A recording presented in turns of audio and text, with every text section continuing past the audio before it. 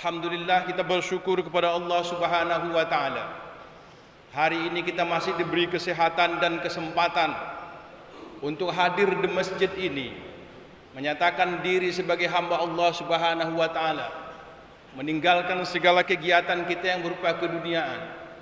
Ya ayyuhalladzina amanu idza nudiya lis-shalah min yaumil jum'ah fas'au ila dzikrillahi wa darul bai'. Dzalikum khairul lakum in kuntum ta'lamun. Saudara-saudara yang berbahagia, melalui mimbar ini saya mengajak kita semua untuk selalu bersyukur kepada Allah Subhanahu wa taala. Dan juga pada kesempatan ini kita menyampaikan selawat serta salam kepada Nabi kita Muhammad sallallahu alaihi wasallam. Hari ini kita masih berada di bulan Rabiul Awal, yang kita tahu semua bahwa bulan inilah Rasulullah sallallahu alaihi wasallam dilahirkan dan juga diwafatkan. Oleh karena itu, barangkali pada kesempatan yang sangat singkat ini, saya mengajak kita semua untuk meningkatkan ketakwaan kita kepada Allah Subhanahu wa taala, meningkatkan keimanan kita kepada Allah Subhanahu wa taala, berupaya semaksimal mungkin menjalankan segala perintahnya dan menjauhi segala larangannya. Sekaligus tentu saja kita ingin mencintai Rasulullah sallallahu alaihi wasallam. Bagaimana bentuk cinta kita kepada Rasulullah sallallahu alaihi wasallam tergantung tentu saja bagaimana pemahaman kita, bagaimana pengetahuan kita tentang Nabi kita Muhammad sallallahu alaihi wasallam. Tidak mungkin kita mencintai beliau kalau kita sendiri tidak mengerti siapa sebenarnya beliau. Secara fisik kita tidak pernah bertemu dengan beliau. 1500 tahun yang lalu sudah lewat, dan insya Allah pada waktunya nanti mungkin kita bisa bertemu. Tapi paling tidak ajaran Nabi kita Muhammad SAW telah disampaikan kepada sahabat, sahabat kepada tabi'in, tabi'in kepada tabi'in, ulama, dan sampai kita saat sekarang ini. Mudah-mudahan apa yang kita imani sekarang ini seperti apa yang telah diimani oleh Rasulullah SAW, dan kita berharap tentu saja suatu ketika nanti Nabi kita Muhammad SAW mengakui kita sebagai umatnya. Saudara-saudara kaum muslimin sidang Jumat yang berbahagia, pada kesempatan yang sangat singkat ini saya ingin mengajak kita semua untuk mencintai Rasulullah SAW. Bagaimana bentuk cinta kita kepada Rasulullah? Tentu saja banyak cara yang bisa kita lakukan, tetapi paling tidak pada kesempatan hari ini saya ingin mengajak kita untuk mendengarkan hadis yang menyatakan sebagai berikut: Al-mu'minuna al-qawiyyu khairun wa ahabbu ila Allah minal mu'minina ad-dha'ifi wa fi kulli khair. Artinya mukmin yang kuat, muslim atau mukmin yang kuat dalam hadis ini diterangkan adalah lebih baik dan lebih dicintai oleh Allah Subhanahu wa taala dibanding dengan mukmin yang lemah atau yang tidak kuat. Tentu saja pada keduanya ada kebaikan. Apakah dia kuat atau lemah, sama-sama dari Allah Subhanahu wa taala. Lalu sebenarnya apa yang dimaksud dengan kuat di sini? Kenapa Allah atau kenapa Rasulullah sallallahu alaihi wasallam menjelaskan kepada kita bahwa mukmin yang kuat itu lebih baik, lebih dicintai oleh Allah Subhanahu wa taala? Rasanya secara manusia masuk akal. Kita pasti menyadari benar dan kita memahami bahwa orang yang kuat dibandingkan dengan orang yang lemah itu tentu saja akan lebih baik. Kalau kita lihat hampir seluruh kegiatan-kegiatan dalam agama kita, apakah itu berbentuk peribadatan, itu menuntut prima, artinya menuntut orang yang kuat. Bagaimana mungkin kita bisa melaksanakan sholat dengan baik kalau fisik kita tidak sehat? Bagaimana mungkin kita bisa menjalankan misalnya ibadah haji dan umrah dengan baik kalau kita tidak kuat? Dan sebagainya. Oleh karena itu memang sangat wajar hadis ini perlu kita pahami bersama bahwa orang mukmin yang kuat itu lebih baik dibandingkan dengan orang mukmin yang lemah. Lalu yang kita maksud di sini apa, saudara-saudara? Mukmin yang kuat di sini bagaimana? Ada baiknya kita simak pendapat disampaikan oleh Syekh Muhammad Ali As-Sabuni. Beliau melihat dari 4 pilar tentang kekuatan orang mukmin ini. Yang pertama dikatakan kuwatul jasad, dari secara fisik. Betul saudara-saudara, kalau orang secara fisik lebih kuat, dia akan lebih banyak bisa berbuat. Dan orang yang kuat pasti akan lebih banyak tidak hanya buat dirinya sendiri, dia akan mampu berbuat untuk orang lain. Oleh karena itu kita sudah paham juga dalam konsep Islam, semakin banyak manfaat kita buat orang lain, maka semakin baik. Dan manfaat itu bisa terjadi kalau fisik kita lebih kuat. Tidak mungkin orang yang lemah bisa membantu orang yang kuat. Dalam hal ini tentu saja secara fisik. Kita bayangkan Rasulullah SAW di awal perjuangan ketika Nabi kita Muhammad SAW menjalankan syiar Islam, bagaimana beliau berperang bersama sahabat dan yang lainnya, saudara-saudara. Mereka mengangkat pedang. Kita tahu pedang Rasulullah, pedang Sayyidina Ali itu besar dan berat, dan itu semua tidak bisa dikerjakan dengan baik kalau tidak dengan fisik yang kuat. Kita pernah mendengar bagaimana Rasulullah berperang hanya jumlah 300 orang bisa mengalahkan ribuan orang. Itu tentu saja karena mereka juga punya kekuatan secara fisik. Oleh karena itu kita sebagai mukmin harusnya menjadi mukmin yang kuat. Secara fisik harus lebih kuat. Maka kita harus mempelajari bagaimana supaya fisik kita ini kuat. Tentu saja mungkin dengan asupan yang baik, makanan yang baik dalam tubuh kita ini. Makanan yang baik bisa berakibat tubuh kita kuat. Kalau makanan yang masuk tidak baik, mungkin tubuh kita tidak kuat. Tetapi tentu saja yang baik pun belum tentu juga secara jasadnya baik. Karena kita harus mempelajari juga apakah cara memperoleh makanannya itu baik atau tidak, Islami atau tidak. Makanannya sehat tapi diperoleh dengan cara yang tidak baik, menyebabkan tubuh kita kuat, tapi kekuatan yang ada dalam tubuh kita itu tidak akan bermanfaat buat Islam. Kalau yang masuk ke dalam tubuh kita ini adalah hal-hal yang syubhat atau bahkan yang haram. Oleh karena itu saudara-saudara, kalau kita ingin kuat secara fisik, maka carilah hal-hal yang baik untuk fisik kita. Tidak hanya sekedar jasad atau materinya yang baik, tetapi juga bagaimana cara memperolehnya, sehingga betul-betul kekuatan secara fisik itu akan bermanfaat buat kehidupan kita di dunia ini. Saudara-saudara, kalau sekarang mungkin berbeda dengan tahun-tahun ketika zaman Rasulullah.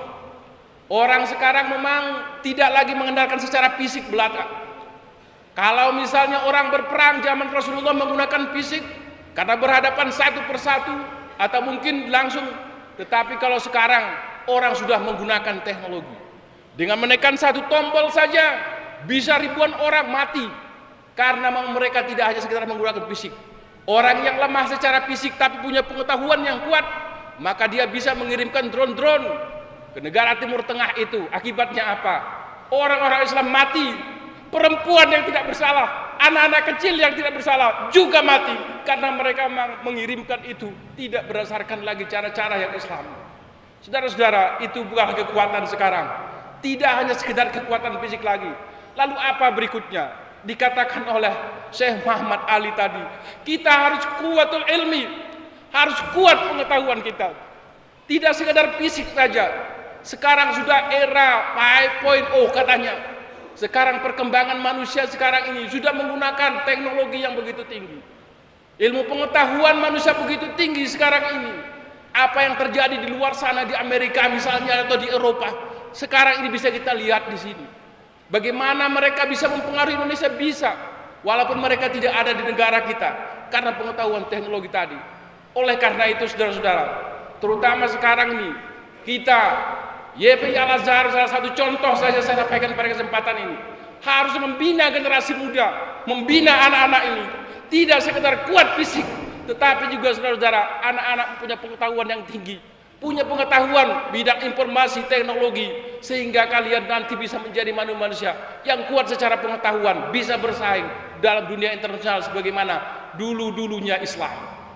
Jadi kita ini harus kuat secara ilmu pengetahuan juga. Caranya bagaimana? Silakan kita pikir masing-masing. Pada kesempatan ini tidak mungkin cukup waktunya. Yang ketiga, kuatul iktisad. Artinya kuat secara ekonomi. Kalau kita kuat fisik, ekonomi tidak, akan diperbudak orang juga. Tenaga kita yang besar itu dimanfaatkan oleh orang-orang yang punya uang. Kita dibayar cuma sekian rupiah sudah bisa mengerjakan sesuatu yang melanggar Islam. Karena apa? Kita tidak kuat secara ekonomi.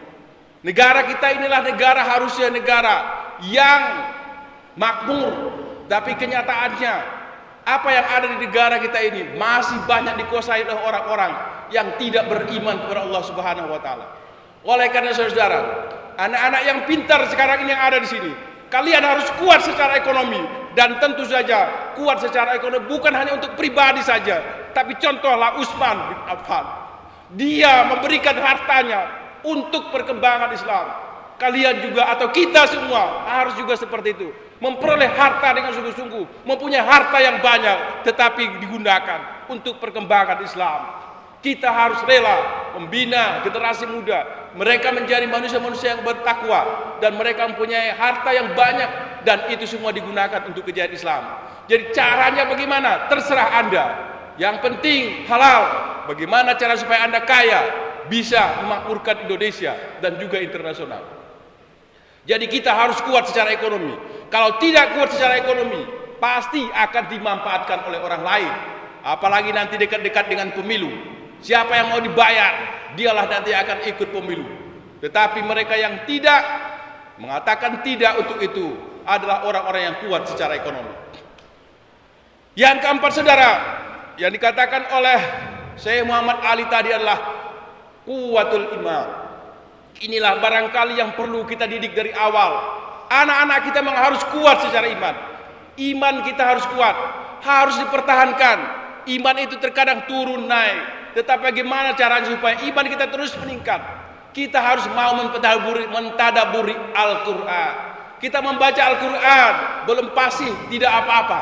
Baca artinya, baca terjemahannya, baca tafsirnya, dan insya Allah nanti apapun yang ada di situ bisa diamalkan. Karena memang Al-Quran itu adalah sebagai petunjuk untuk manusia.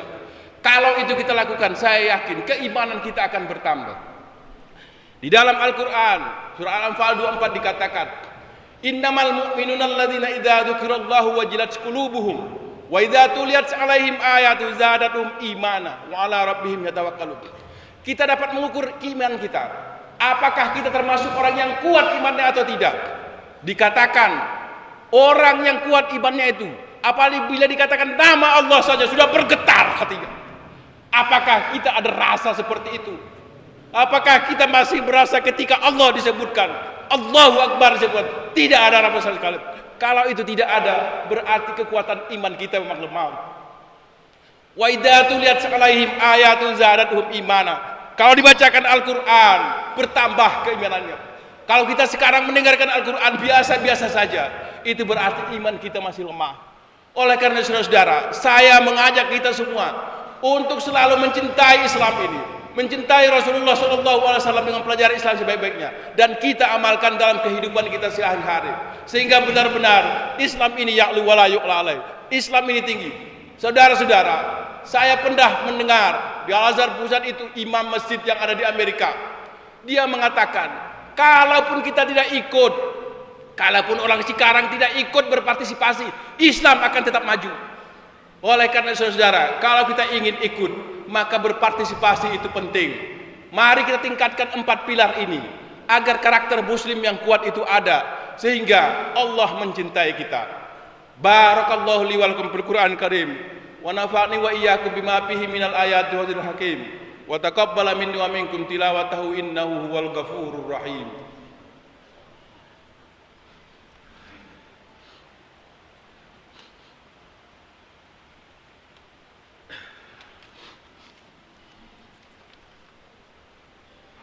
Alhamdulillahi rabbil alamin, wassalatu wassalamu ala asrafil anbiya'i wal mursalin wa ala alihi wa ashabihi rasulillahi ajma'in. Asyhadu an la ilaha illallah wahdahu la syarikalah wa asyhadu anna Muhammadan abduhu wa rasuluh. Allahumma shalli wa sallim ala sayyidina Muhammad wa ala ali sayyidina Muhammad. Saudara-saudaraku semua, kita yang menyatakan diri sebagai orang Islam, agama Allah ini akan tetap, agama Allah akan dijaga oleh Allah. Lalu kita bagaimana? Kita nggak mau ikut juga nggak apa-apa. Tapi kalau Anda peduli, kalau Anda merasa orang Islam dan ingin kehidupan di dunia ini baik dan mencapai keselamatan di akhirat nanti, maka ikutlah berpartisipasi. Sebesar apapun sumbangan saudara-saudara tentang Islam ini, Allah akan melihat. Mudah-mudahan kita semua termasuk orang-orang yang dicintai oleh Allah Subhanahu wa taala. A'udzubillahi minasyaitonirrajim. Bismillahirrahmanirrahim. Innallaha wa malaikatahu yusholluna 'alan nabi ya ayyuhalladzina amanu shallu 'alaihi wa sallimu taslima. Allahumma ighfir lil muslimina wal muslimat wal mu'minina wal mu'minat al ahya'i minhum wal amwat innaka sami'un qaribun mujibud da'wat ya qadiyal hajat. Ya Allah, ya Tuhan kami, berikanlah kami kekuatan ya Allah agar tetap beriman kepadamu ya Allah, mencintai Rasulmu ya Allah, menjalankan segala perintahmu ya Allah, dan menjauhi segala laranganmu ya Allah. Ya Allah, berikanlah kami kekuatan iman, berikanlah kami kekuatan harta, berikanlah kami kekuatan fisik. Mudah-mudahan dengan kekuatan-kekuatan itu kami ikut berpartisipasi untuk membela agamamu ya Allah.